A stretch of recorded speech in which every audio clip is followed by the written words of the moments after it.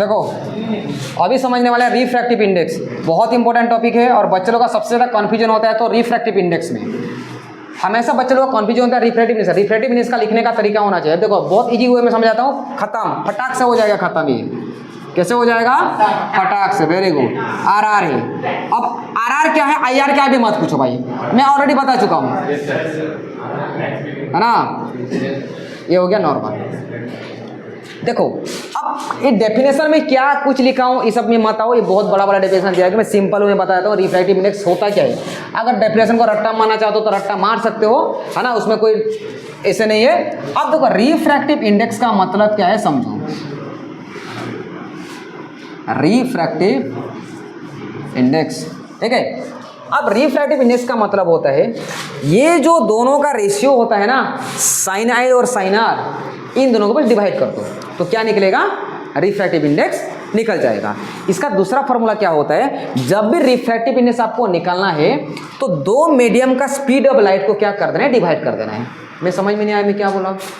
जो दो अलग अलग मीडियम में जो लाइट यहाँ पे पास कर रहा है उस दो मीडियम को क्या करना है आप लोगों को? बस डिवाइड कर देना है। यानी कि पहला मीडियम क्या है, ऊपर वाला मीडियम को मान लेता हूँ मैं एयर और नीचे वाला मीडियम को मान लेता हूँ ग्लास मान लेता हूँ। तो रिफ्रैक्टिव इंडेक्स को लिखा जाता है कौन सा लेटर से? म्यू एन लेटर से लिखा जाता है। कौन सा लेटर से? सिंपली एन लेटर से रिप्रेजेंट करना है एन। एन इक्वल टू क्या होता है? रिफ्रैक्टिव इंडेक्स का मतलब होता है एन इक्वल टू होता है स्पीड ऑफ लाइट, समझ लेना, speed of light in air divided by speed of light in second medium. Speed of light, अब ये वाला डायग्राम देखोगे तो स्पीड ऑफ लाइट दूसरा मीडियम क्या है? ग्लास है। तो पहला एयर में जा रहा है उसके बाद कहाँ जा रहा है? ग्लास में। तो स्पीड ऑफ लाइट क्या लिखूंगा मैं? ग्लास लिखूंगा। अगर मान लो सर कुछ नहीं दिया होता तो उस जो दिया होगा उसको मेंशन करना तुम लोगों को। अब देखो ये इतना लिखोगे तो ये मार्क नहीं मिलने वाला, या फिर ये समझ में नहीं आ जाएगा। रिफ्रैक्टिव इंडेक्स लिखने का तरीका होता है, देखो रिफ्रैक्टिव में क्या लिखूंगा? एन लिखूंगा। रिफ्रैक्टिव इंडेक्स ऑफ जोन सा मीडियम में लाइट पास करता है उसका रिफ्रैक्टिव इंडेक्स निकाला जाता है। तो लाइट कौन सा मीडियम में पास कर रहा है? ग्लास में, एयर से आ रहा था और ग्लास में पास कर रहा, तो किसका रिफ्रैक्टिव इंडेक्स निकालूंगा मैं? ग्लास का रिफ्रैक्टिव इंडेक्स निकालूंगा। समझ में आया? तो रिफ्रैक्टिव इंडेक्स ऑफ क्या? G for glass. Refractive index of glass with respect to, किसकी रेस्पेक्ट में? एयर की रेस्पेक्ट में। तो एयर कैसे लिखूंगा मैं इसको? इस चीज को अगर मैं डिफाइन करके लिखूंगा तो कैसे लिखूंगा इस चीज को समझो। रिफ्रैक्टिव इंडेक्स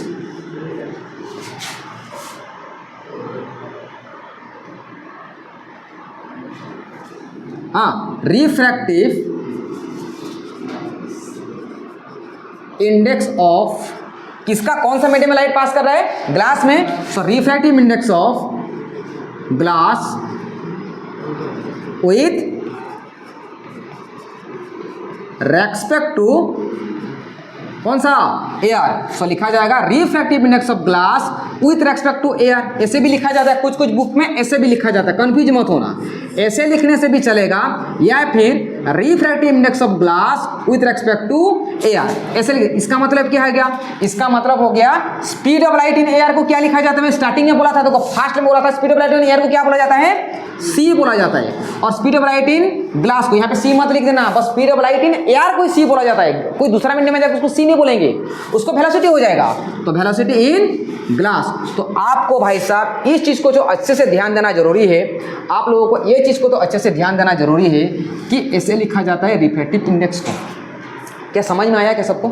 क्या क्लियर है? जैसे कि और एक एग्जांपल लेता हूँ, मान लो सपोज ऐसे आता, और यार जैसे कि ऐसे आता लाइट ऐसे आता, ये कोई मीडियम है, ये कोई मीडियम है, लाइट मीडियम 1 से मीडियम 2 को लाइट पास कर रहा है, ऐसे जाता है, ये बेंड करता है, ऐसे लाइट को सीधा आना चाहिए था। तो यहाँ पे रिफ्रेक्टिव के रिफ्रैक्टिव इंडेक्स कहाँ से कहाँ पास कर रहा है? लाइट 1 से 2 को आ रहा है, तो किसका रिफ्रैक्टिव निकालूंगा? 2 का रिफ्रैक्टिव निकालूंगा। तो रिफ्रैक्टिव इंडेक्स तो 2 विथ रेस्पेक्ट टू 1। तो यहाँ पे कौन सा मीडियम में जा रहा है हमको पता है कि नहीं पता है? क्या एयर में जा रहा है? कहीं दिया है कि नहीं दिया है? तो आपको लिखना है वेलोसिटी ऑफ लाइट यानी speed of light in medium 1, velocity of light in medium 1 bye velocity of light in medium 2, ऐसे लिखा जाएगा। अगर एयर दिया जाएगा तो वहाँ पे आप लोग क्या कर सकते हो? सिंपली क्या कर सकते हो? वहाँ पे सिंपली तुम लोग लिख सकते हो। क्या खुश हो तो सब लोग? हाँ समझ में आया कि नहीं आया? ओके, अभी देखो यहाँ तक अगर क्लियर हो गया, अब रिफ्रैक्टिव से थोड़ा सा और चीज़ पता है कौन कौन सा फैक्टर के ऊपर डिपेंड करता है, उसे भी पढ़ेंगे, बहुत लंबा खींचेगा ये, ठीक है। अब देखो रिफ्रैक्टिव इंडेक्स ना दो टाइप का होता है, इस चीज़ को भी खत्म कर देता हूँ आगे। देखो रिफ्रैक्टिव इंडेक्स, रिफ्रैक्ट RI लिख देने से चलेगा। रिफ्रैक्टिव इंडेक्स को N से रिप्रेजेंट करते हैं। रिफ्रैक्टिव इंडेक्स भी दो टाइप का होता है, एक होता है एब्सोल्यूट, कौन सा, एब्सोल्यूट रिफ्रैक्टिव इंडेक्स, और एक होता है relative refractive index, relative refractive index, ठीक है। गलती मत करना है चीज में, क्या हो भाई, एनी प्रॉब्लम, नो प्रॉब्लम, समझ में आ रहा है। एक हो गया एब्सोल्यूट रिफ्रैक्टिव इंडेक्स और दूसरा क्या है, रिलेटिव रिफ्रैक्टिव इंडेक्स। ज़्यादा कुछ फर्क नहीं होता है। फर्क क्या होता है फिर, एब्सोल्यूट रिफ्रैक्टिव इंडेक्स, लाइट कहाँ से कहा, लाइट एंटर फ्रॉम, यहाँ पे क्या होता है, light enter from AR to any other medium, कोई दूसरा मीडियम जाएगा, AR to any other medium. यहाँ पे पहला मीडियम AR होना जरूरी है। इसमें जो पहला मीडियम होगा ना भाई साहब, इसमें पहला मीडियम AR होना चाहिए, दूसरा मीडियम सेकंड मीडियम कुछ भी हो जाए, हमको कुछ फर्क नहीं पड़ने वाला है, लेकिन पहला मीडियम यहाँ पे क्या होना चाहिए, AR होना चाहिए। अब याद कैसे करोगे, A for absolute, A for AR, याद करने का तरीका, A for absolute, A for AR, मतलब पहला मीडियम AR होना चाहिए। रिलेटिव में AR नहीं होगा। यहाँ पे क्या हो जाएगा, जो यहाँ पे रिफ्रैक्टिव इंडेक्स होगा, यहाँ पे दो अलग अलग, light enter from any two medium except AR, light enter from, light enter from any two medium except AR को छोड़ के। क्या क्लियर है क्या यहाँ पे, जैसे कि मान लो यहाँ पे लाइट आता, ऊपर वाला मीडियम ले देता हमें ग्लास और नीचे वाला मीडियम होता वाटर, तो लाइट कहाँ से कहाँ पास कर रहे हैं, ग्लास टू यहाँ पे वाटर पास कर रहा है। तो अगर ग्लास टू वाटर अगर पास कर रहा है, ठीक है, यहाँ पे देखो ग्लास टू वाटर पास कर रहा है, तो इस टाइप का रिफ्रैक्टिव इंडेक्स को क्या बोलेंगे, इसको बोलेंगे कौन सा, रिलेटिव रिफ्रैक्टिव इंडेक्स। अब जब रिलेटिव रिफ्रैक्टिव इंडेक्स लिखते हो ना, एक चीज ध्यान रखना, इसमें देखो रिफ्रैक्टिव इंडेक्स कैसे निकाला, ग्लास टू कहाँ पास कर रहा है, ग्लास टू वाटर पास कर रहा है लाइट, अरे यस कि नो यार, क्या क्लियर हो रहा है। जब ग्लास टू वाटर अगर लाइट पास कर, तो रिफ्रैक्टिव इंडेक्स किसका मीडियम, लाइट, दूसरा मीडियम क्या है यहाँ पे दूसरा मीडियम क्या लिखा हूं, वाटर है, तो refractive index of what, water with respect to glass. तो कैसे लिखोगे इसको, velocity of light in glass by velocity of light in water. क्या क्लियर है यहाँ तक सबको, क्या क्लियर है यहाँ तक सबको, ओके। सो ये था रिफ्रैक्टिव इंडेक्स। आगे देखो थोड़ा सा रिफ्रैक्टिव इंडेक्स पर थोड़ा सा बचा हुआ है, इसको भी खत्म करते हैं, थोड़ा सा समझ लेते हैं। रिफ्रैक्टिव इंडेक्स को समझने से पहले और एक चीज आपको समझना जरूरी है। अब जैसे कि मान लो मैं कोई बात करता हूँ व्हाइट लाइट की,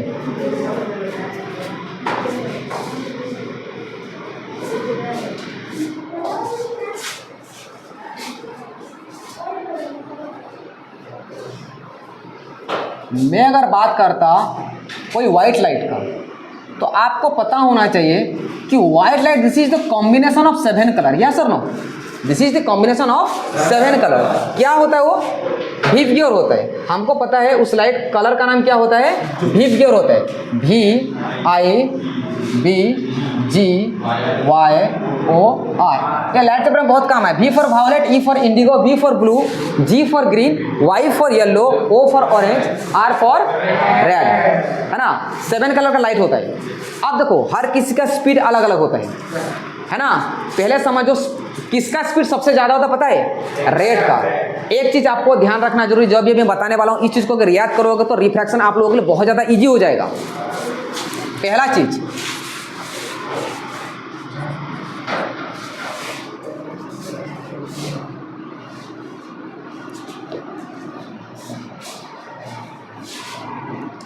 देखो वेलोसिटी।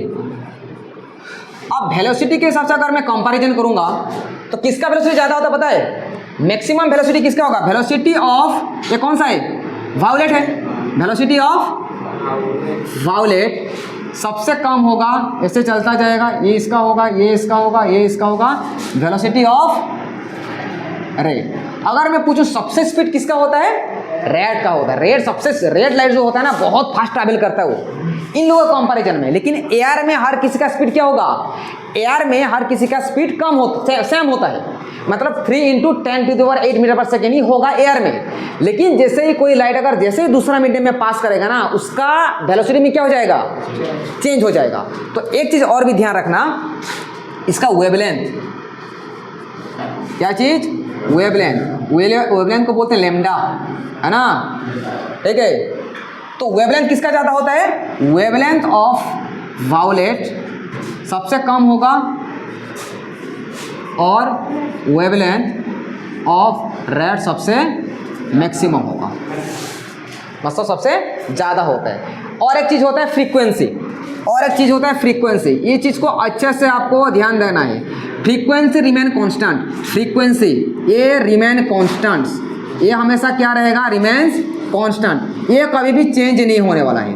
फ्रीक्वेंसी कभी भी चेंज नहीं होता है, फ्रीक्वेंसी हमेशा बराबर ही रहता है। ध्यान रखना मेरे बात को, फ्रीक्वेंसी कभी भी चेंज नहीं होता है, ठीक है, समझ में आ रहा है। हाँ, फ्रीक्वेंसी कभी भी चेंज नहीं होगा, लेकिन ये दो चीज़ में चेंज होगा। मतलब speed of light red colour का सबसे ज़्यादा होता है और वायलेट कलर का सबसे कम होता है। अगर पूछा जाता है सबसे स्पीड लाइट कौन है, कौन सा कलर का लाइट सबसे स्पीड होता है, बोले क्या लिखोगे, रेड। और सबसे कम किसका होता है, वायलेट का। किसका वेवलेंथ सबसे ज़्यादा होता है, रेड का। और किसका वेवलेंथ सबसे कम होता है, वायलेट का। फ्रीक्वेंसी क्या होता है, चेंज नहीं होता है, फ्रीक्वेंसी हमेशा कांस्टेंट होता है, कभी भी चेंज नहीं होगा, जितना रहता है उतना ही रहने वाला है। क्या सबको क्लियर है यहाँ तक। अभी देखो, अगर फ्रीक्वेंसी कांस्टेंट है, मैं तुम लोगों को बताया था रिफ्रैक्टिव इंडेक्स, है ना। अभी देखो रेड कलर का रिफ्रैक्टिव इंडेक्स, रेड कलर का लाइट का रिफ्रैक्टिव इंडेक्स ज़्यादा होगा कि ग्रीन कलर का, वायलेट कलर का स्पीड रिफ्रैक्टिव इंडेक्स सबसे ज़्यादा होगा। अभी समझो, देखो एक एग्जांपल देकर समझो, बहुत अच्छा सा एग्जांपल है, छोटा सा एग्जांपल है लेकिन बहुत अच्छा है ना। देखो जैसे कि मान लो सपोज लाइट यहाँ पास किया और लाइट यहाँ पे पास किया, ये एयर है, ये ग्लास है, सेम चीज़, ये एयर है और ये ग्लास है। यहाँ पे क्या आ रहा है, यहाँ पे आ रहा है रेड लाइट,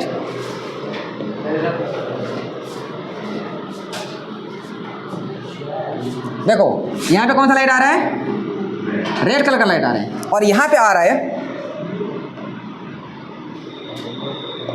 कौन सा कलर का लाइट था पहला, वायलेट। अरे वायलेट कलर कौन सा मेरे को पता नहीं यार, चलो ठीक है, ये आ रहा है वायलेट कलर का लाइट। देखो अब यहाँ पे समझो, बहुत छोटा सा एग्जांपल लेकिन बहुत कुछ सीखने के लिए मिलेगा ये। अभी यहाँ पे आप लोग देख सकते हो, ये इंसिडेंट है और ये भी इंसिडेंट, लेकिन दो कलर का लाइट अलग अलग है क्या, क्या दोनों का लाइट का कलर अलग अलग है क्या, नहीं यार, ये तो ऐसे का भाई, ये दो कलर का लाइट अलग अलग दिख रहा है, नहीं कैसे बोल रहा है तू, है ना। काम मान लो एंगल ऑफ इन्सिडेंस कितना है, 85, और ये भी एंगल ऑफ इन्सिडेंस कितना है, 85।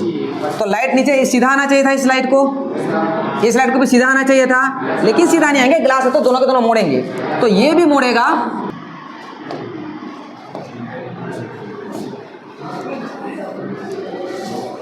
तो देखो यहाँ पे तो अलग अलग लाइट आ रहा है, ये कौन सा लाइट है, रेड लाइट है, तो ये कितना आ रहा है, मान लो 60 डिग्री में आ रहा है, और कितना आ रहा है, ये भी 60 डिग्री में। तो लाइट को तो सीधा जाना चाहिए था, इस लाइट को भी सीधा जाना चाहिए था, लेकिन सीधा जाएगा क्या, सीधा नहीं जाएगा, लाइट यहाँ पे भी बेंड करेगा। तो लाइट तो यहाँ पे भी, अरे यार फिर इधर आ गया, लाइट यहाँ भी बेंड करेगा, लाइट यहाँ पे भी बेंड करेगा, ठीक है। लेकिन यहाँ पे चीज़ देखना, यहाँ पे एक चीज़ समझना कि रेड कलर का लाइट ना, यहाँ पे सपोज के लिए मान लो कितना आता है, सपोज यहाँ पे आ जाता है 55 डिग्री आता, तो यहाँ पे थोड़ा सा कम आएगा, मतलब 55 डिग्री क्या होगा, थोड़ा सा ज़्यादा बेंड करेगा, यानी कि यहाँ पे लिख देता हूँ मैं 50 डिग्री। तो देखो सबसे ज़्यादा बेंडिंग कौन सा लाइट में हो रहा है, ये वाला लाइट में, यानी कि वायलेट कलर का लाइट में सबसे ज़्यादा बेंडिंग हो रहा है, और रेड कलर का लाइट में कम बेंडिंग होगा, क्योंकि इसका वेवलेंथ के ऊपर डिपेंड करता है और वेलोसिटी ऑफ लाइट के ऊपर डिपेंड करता है। क्या यहाँ तक क्लियर है, ओके। सो आज के लिए क्लास इतना ही। हम लोग नेक्स्ट क्लास में रिफ्रैक्शन का जितना भी और पार्ट बचा हुआ है उस चीज़ को कंप्लीट करेंगे। So thank you for watching, God bless you all. और अगर वीडियो को अगर लाइक और सब्सक्राइब नहीं किया हो तो प्लीज़ लाइक कीजिए, सब्सक्राइब कीजिए। आज के लिए इतना ही। Again God bless you all and जय हिंद।